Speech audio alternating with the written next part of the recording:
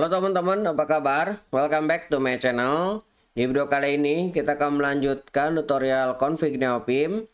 Di video sebelumnya kita sudah melakukan config untuk teleskop. Kali ini kita akan melakukan config untuk buffer line.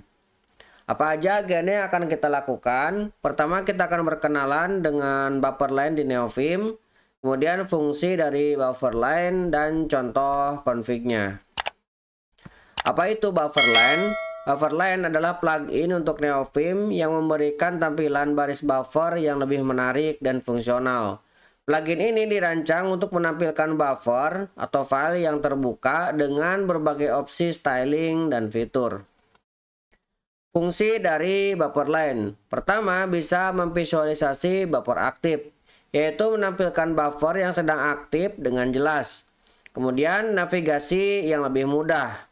Kita bisa mempermudah perpindahan antar buffer dengan cepat dan efisien.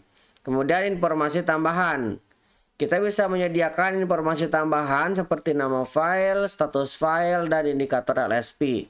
Kemudian kita juga bisa melakukan custom sehingga Anda bisa menyesuaikan tampilan dan perilaku baris buffer sesuai kebutuhan. Kemudian kita juga bisa integrasi dengan plugin lain. Jadi dapat diintegrasikan dengan plugin lain untuk fungsi tambahan seperti penanganan kesalahan dan pencarian cepat.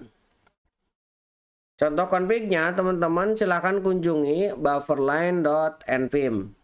Nah, teman-teman kalau misalkan buka di sini ada ilustrasi bufferline ini difungsikan ya.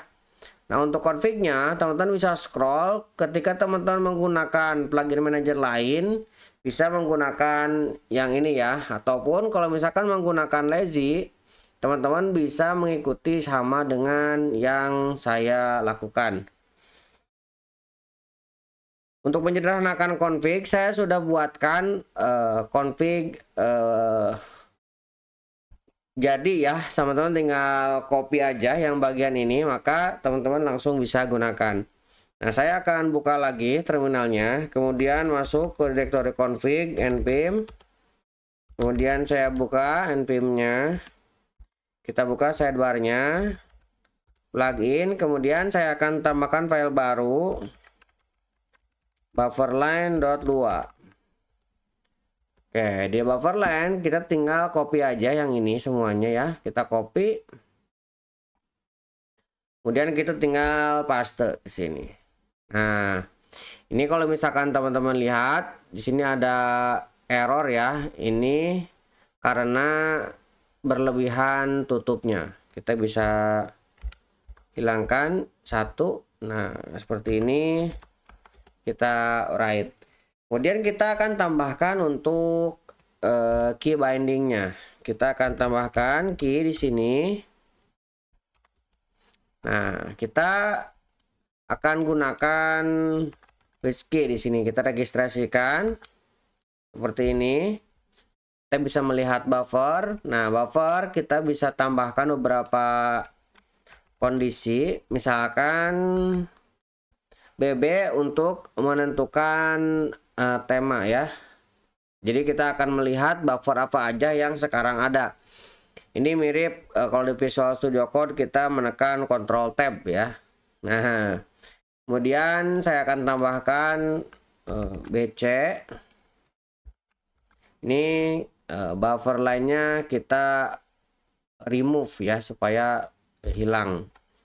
Nah, kemudian yang lainnya misalkan kita akan menghilangkan buffer yang aktif,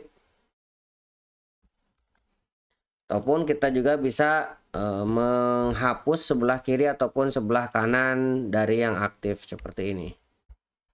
Oke, kita akan simpan, kemudian kita close dan kita load ulang.